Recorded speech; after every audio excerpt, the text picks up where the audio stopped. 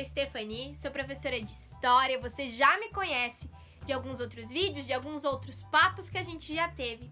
E hoje a gente vai continuar se aventurando na história juntos. Que legal, não é mesmo? Bom, antes da gente começar, aquele aviso básico que você já conhece. Tudo aquilo que eu for conversar com você aqui está lá no seu livro didático de História, no volume 2 dessa vez. Sim, a gente vai falar um pouquinho, vai começar a tratar dos encontros e dos desencontros, mas hoje na perspectiva de 500 anos atrás. O que será que aconteceu? O que influenciou a minha vida e a sua vida? Vamos lá? Vamos descobrir? Bom, há mais ou menos 500 anos atrás e até um pouco mais, as pessoas não sabiam o que tinha para além dos mares. A gente está pensando numa realidade mais lá da Europa, beleza? Daquele continente. Lá começaram a existir pessoas que começaram a navegar por aí para tentar entender o que acontecia, que terras tinham e tudo mais. E a imaginação deles era bem fértil. Aqui a gente pode dar uma olhadinha em um mapa que foi produzido em 1550. E que as pessoas se perguntavam, o que tem para além dessas terras? Será que existem outros lugares? Será que existem monstros? E a gente pode analisar esse mapa com isso. A gente pode perceber que neles tem desenhos de monstros marinhos. A gente pode perceber que não tem o continente da Oceania e que a disposição do mapa é bem diferente daquela que a gente está acostumado atualmente. Então era o jeito que eles enxergavam o mundo, do jeito que eles imaginavam o mundo. Mas certo dia eles tiveram uma ideia. Que tal se lançar ao mar com barcos especiais para ver o que estava além dos territórios deles? E assim começam a surgir as grandes navegações. Há mais de 500 anos, portugueses e espanhóis começaram a usar embarcações chamadas caravelas e naus. E eles utilizavam isso para ficar navegando pelo mundo, procurando terras e também procurando lugares para encontrar produtos. A gente está falando de uma época que a navegação não era só para descobrir os lugares. Eles também tinham interesse de descobrir se essas terras tinham ouro, se essas terras tinham alguma coisa que pudesse dar riqueza, pudesse dar lucro para o reino deles. Mas é importante a gente lembrar que os portugueses e os espanhóis foram os primeiros a se jogarem ao mar para buscar essas riquezas e essas terras, um mundo desconhecido. E naquela época, as viagens duravam meses, semanas. Gente, era muito tempo. Eu acho que nem eu e nem você iríamos aguentar tanto tempo assim viajando em umas condições que não eram tão agradáveis quanto hoje, se a gente quiser navegar num cruzeiro ou coisa assim. Era bem diferente dessa realidade. Mas como que as caravelas funcionavam? Vamos dar uma olhada? Bom, a força do vento movia as caravelas. Mas quando não tinha vento, eles poderiam usar remos para conseguir navegar. Mas basicamente era o vento que levava elas. Então eles tinham controle, mas nem tanto. Quem que viajava nessas embarcações? Qualquer pessoa?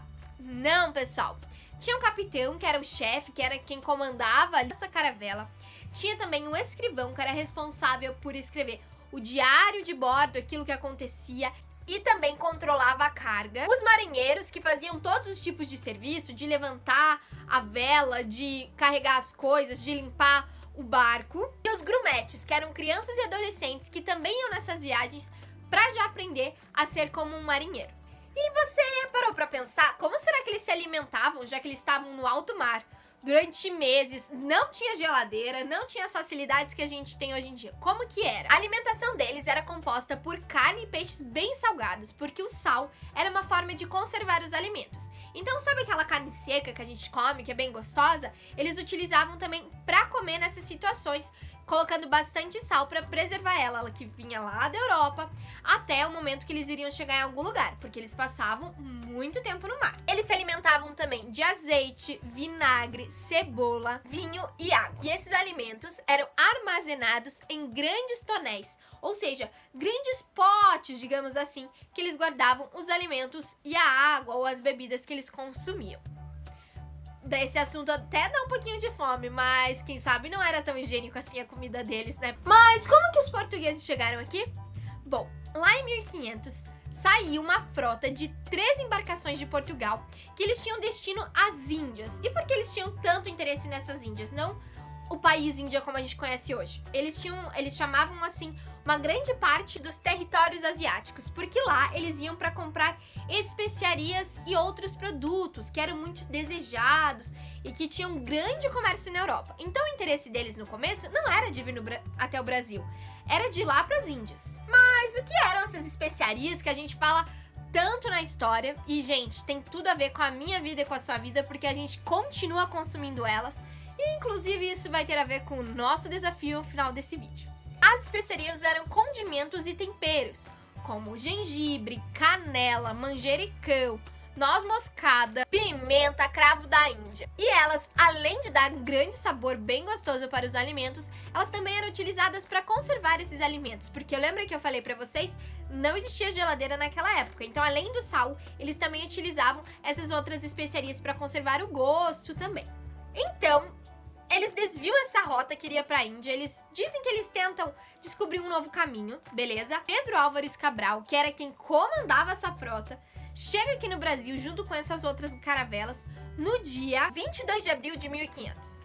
Mas quando ele chega aqui, ele pensa, bom, não é as Índias, certo? Mas os portugueses, quando chegam ao litoral do nosso território, encontram os indígenas. E esses indígenas já estavam aqui, já habitavam a região muito antes dos portugueses chegarem. E olha, pessoal, não era só um grupo de indígenas, eram muitos grupos de indígenas. É um erro a gente pensar que é somente um grupo, porque não era. Existiam vários, até hoje existem vários, e cada grupo tem uma cultura, uma língua, um jeito de viver, um estilo de vida.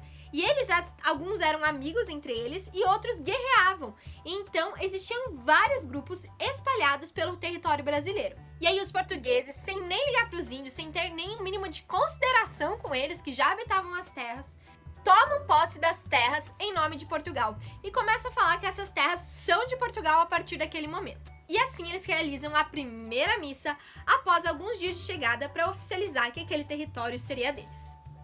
Mas você lembra que essas viagens não aconteciam só para conhecer territórios?